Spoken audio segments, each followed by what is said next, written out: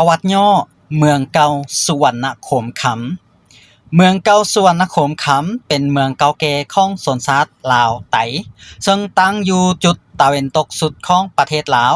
คือห่างจากเมืองห้วยสายแขวงบ่อแก้วไปทางทิศตะวันตกประมาณ40กิโลเมตรทางอากาศหรือ60กิโลเมตรทางน้ำในขอบเขตบ้านดอนทาดเมืองต้นเพิงห่างจากเทศบาลเมืองต้นเพิงประมาณ5กิโลเมตรและระยะทางจากบ้านดอนทาดเข้าสู่เมืองเก่าสุวรรณโขมขำแม่น3กิโลเมตรเพื่อให้เข้าถึงประวัติศาสตร์เมืองเก่าสุวรรณโขมขำก็กล่าวถึงประวัติของพุทธศาสนาที่เข้ามาประเทศลาวในปัจจุบันนี้เสียก่อนโดยเข้ามาตั้งแต่เมื่อ 2,500 กว่าปี โดยผ่าน3เส้นทางคือทางที่1ทางบกผ่านมาทางแคว้นเบงกอลบังกลาเทศในปัจจุบันแคว้นอัสสัมความซ้ายภูเขาปาดไกเข้าสู่ตอนเหนือของพม่าแล้วมาถึงประเทศลาวและประเทศไทยทางตอนเหนือทางที่2ลงเรือที่อ่าวเบงกอลขึ้นมาที่เมืองเมาะตามะหรือเมืองทามาริตตะนาวซีแล้วเดินทางบกลงสู่แม่น้ำเจ้าพระยาตอนลุ่มคือแถวเขตเมืองอ่างทองสุพรรณบุรีนครปฐมของประเทศไทยในปัจจุบันและเส้นทางที่3ลงเรือจากอินเดียใต้ผ่านมหาสมุทรอินเดียเข้าสู่ช่องแคบมะละกาขึ้นบกที่แหลมมะลายูหรือต่อไปอินทปัตถนครหรือฟูนันประเทศกัมพูชีเจ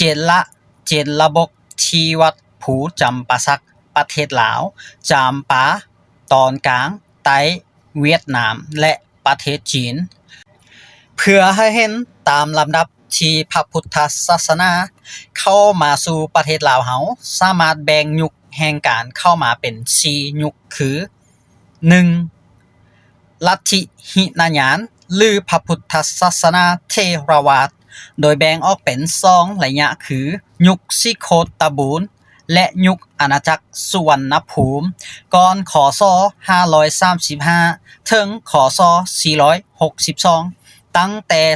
2,500 กว่าปีได้สร้างอุปมุงพระธาตุพนมพระธาตุหลวงพระธาตุอิงหังเป็นต้นยุคที่2ลัทธิฮินดูและลัทธิมหายานหรืออาจาริยวาทก่อนคศ307ยุคพระเจ้าอโศกโดยแบ่งออกเป็น2สายคือสมัยยุคพระนครกัมพูชีและการนับถือพุทธศาสนามหายานของชนชาติลาวไตที่รับเอาพุทธศาสนามหายานในเวลาเดียวกันกับอาณาจักรจีนยุคที่3ลัทธิหินยานหรือเทรวาทแบบผู้กามคือสมัยชนชาติลาวไตในเขตร้องแม่น้ำคองตอนเหนือรับเอาพุทธศาสนาเทรวาทจากอาณาจักรผู้กามของพม่าคศ1044ยุคที่4ลัทธิเทรวาทแบบลังกาวงสมัยล้านช้างเจ้าฟางุมคศ1356สำหรับพุทธศาสนาเทรวาทแบบผู้กามยุคที่3ได้แพร่หลายทางภาคเหนือของลาวแขวงบ่อแก้วลวงน้ำถาสยบุรีพงสาลีอุดมไสและลวงผาบางมีศิลปะวัฒนธรรมแม่นเอกลักษณ์เฉพาะและมีหลักฐานจะแจ้งก็คือพระพุทธศาสนาในอาณาจักรสุวรรณโขมขำเมืองต้นเพิงแขวงบ่อแก้วซึ่งตั้งขึ้นในปีพศ11คศ5หรือหลายกว่า 1,500 ปีตามตำนานของประเทศศรีลังกาซึ่งท่านฟรังซิสกาเยได้เขียนไว้ในปึ้มการสำรวจแม่น้ำคองของทานศตวรรษที่19ได้ว่า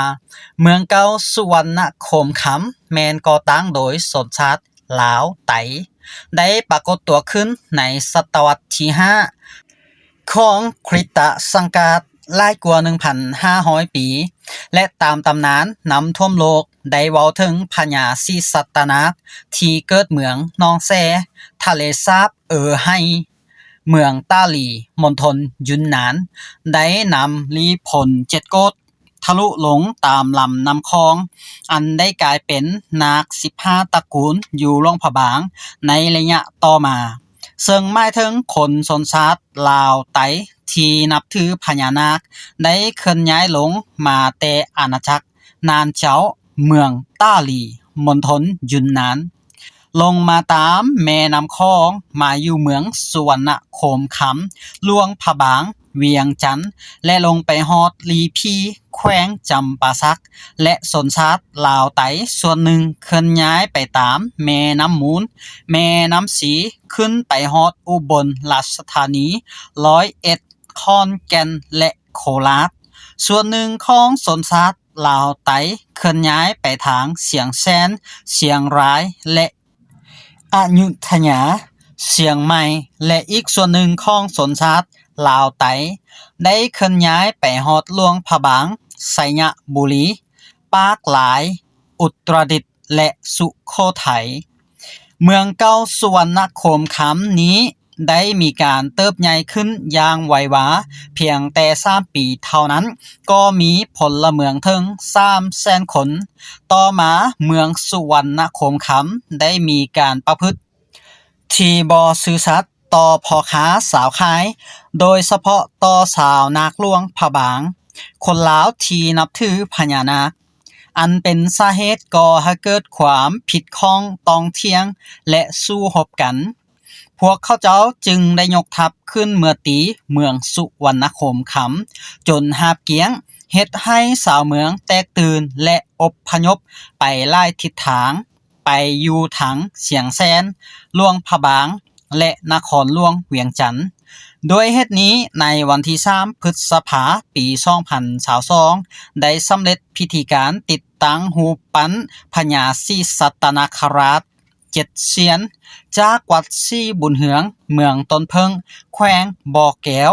แล้วนำมาประดิษฐานไว้ที่วัดป่าโพทองหนองขำแสนเมืองหาดสายฟองนครหลวงเวียงจันทน์ก็ย้อนว่านครหลวงเวียงจันทน์แม่นเมืองใหม่ของอาณาจักรสุวรรณโคมคำหรือสุวรรณโคมคำตอนปลายซึ่งเป็นเมืองก่อนยุคอาณาจักรลาวล้านช้างผู้คนอพยพจากสุวรรณโคมคำมาอยู่เวียงจันทน์เมืองเก่าสุวรรณโคมคำแห่งนี้ถูกสงครามทำลายและการเปลี่ยนทิศของนำไหลภัยพิบัติทางธรรมชาติต่างๆทั้งเมืองจะได้รับการฟื้นฟูมาหลายครั้งหลายหนภายใต้สื่อต่างๆก็ตามแต่สุดท้ายก็กลายเป็นสภาพนครร้างที่เหลือเพียงแต่ห้องหอยปะไว้ซึ่งพบว่ามี44บูหารสถานก่อสร้างด้วยอิฐและประถายอันเป็นพุทธศิมมาพระธาตุพระพุทธรูปน้ำสร้างและอื่นๆที่ยังคงเหลือจากโจรปุ้นสมบัติแต่สิ่งที่ทรงความงดงามสง่าตระการตาในสมัยก่อนนั้นได้แก่พระพุทธรูปองค์ปางสมาธิเป็นพระพุทธรูปองค์ใหญ่ที่มีหน้าตักกว้าง 7.10 เมตรสูง 7.22 เมตรบ่นับยอดเกตบาแต่ละข้าง 1.10 เมตรด้านข้างแต่กระโพก5เข่า 3.60 เมตรซึ่งนับว่าเป็นพระพุทธรูปองค์หนึ่งที่ยาวที่สุดในประเทศลาวและในย่านอาซีอาคเนย์ตามขนาดของพระพุทธรูปนี้สันนิษฐานว่าแม่นพระพุทธรูปประจำวัดพระราชวังนอกนั้นเมืองเก่าสุวรรณโคมคำก็ยังมีปูชนียสถานที่ยังคงลงเรืออยู่จำนวนหนึ่งในสมัยเจ้าไสยเศรษฐาธิราชซึ่งพระองค์ได้ให้การสถาปนาบูรณะให้เป็นนครที่สวยสดงดงามตามฝั่งแม่น้ำคองและต่อมาก็ได้ถูกพังทลายลงโดยการหุกหาญของกองทัพพม่าลงเรือไว้เพียงแต่ห้องหอยประวัติศาสตร์ให้แก่คนหุนหลังจนมาฮอดต้นปี2024นี้ จึงได้ค้นพบพระพุทธรูปอยู่ซิมเก่าหลายองค์ที่งดงามบางองค์เคลือบแผ่นขำลวดลายเศร้าซิมก่อแปลกตาและเป็นเอกลักษณ์จนเฮ็ดให้คนลาวบ่อยากเชื่อสายตานั้นก็เพราะว่าเมืองสุวรรณคมคำที่เป็นเมืองเก่าของชนชาติลาวไตแม้นมีความเจริญรุ่งเรืองยิ่งใหญ่แท้ๆในอดีตที่ผ่านมาส่วนที่มาของชื่อเมืองสุวรรณคมคำนั้นโดยมีตำนานดังนี้พระเจ้าสิริวงศากษัตริย์ของนครโพธิสันหลวงนครโคตะปุระหรือโคตะบูนหรือซีโคตะบอง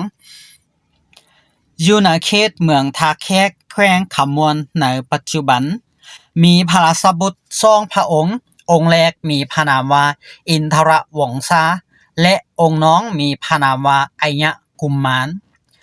เมื่อพระราชบิดาสวรรคตแล้วโอรสทั้งสอง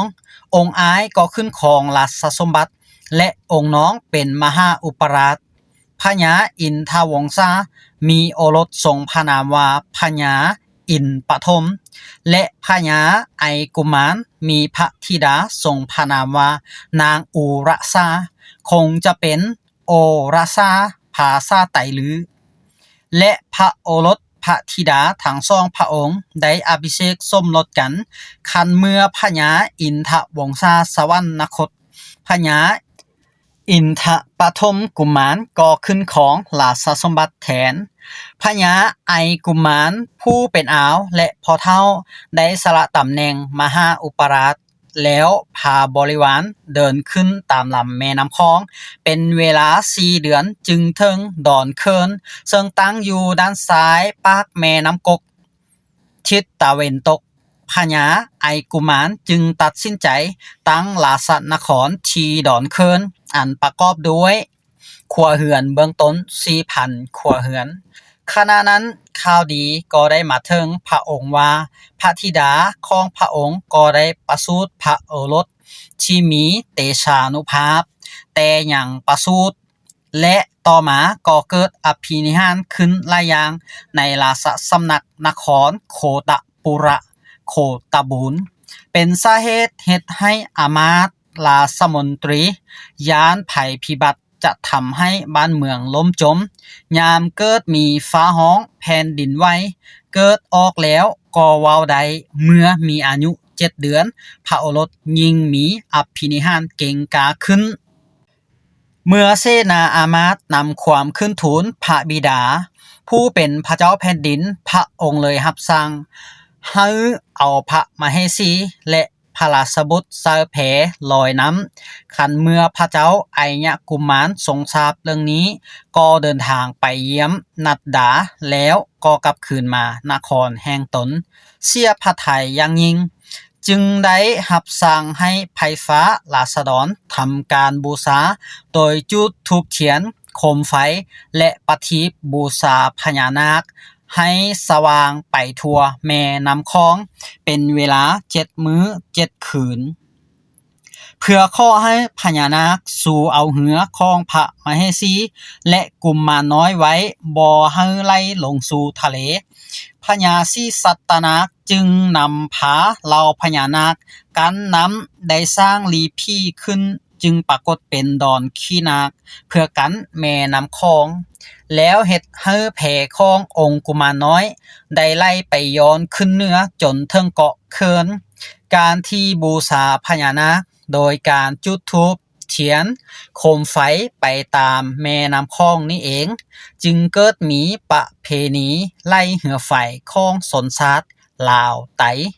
เฮาค้างทำอิฐและปฏิบัติกันแต่นั้นจนมาถึงปัจจุบันส่วนการบูชานาคโดยโคมไฟแม้นยังมีอยู่ทางภาคเหนือลาวไทยด้วยเหตุนี้เองชุมชนที่ตั้งขึ้นถึงเกาะเคินจึงได้ถูกขนานนามว่าเมืองสุวรรณโคมคำตามชื่อกลุ่มมาน้อยนั้นซึ่งมีพระนามว่าสุวรรณมุขทาวระป ประสูติตรงสารธาตุขำสุวรรณะแปลว่าขำและโคมซึ่งจุดบูชาพญานาคซึ่งเอิ้นว่าโคมขำส่วนนครโพธิสารหลวงก็เกิดภัยพิบัติและล่มจมในเวลาต่อมาข้อมูลทั้งหมดได้จากปึ้มบัญชีแหล่งท่องเที่ยวทั่วประเทศลาวปี2009และปึ้มสุวรรณคมคำบูหารสถานแห่งชาติลาวปี1999โดยทานหุ่มพันธ์รัตนวงศ์ปึ้มพระพุทธศาสนาในประเทศลาวโดยพระดำรงพธรรมิกมุนีภาพจากพระอาจารย์คัตติยบารมี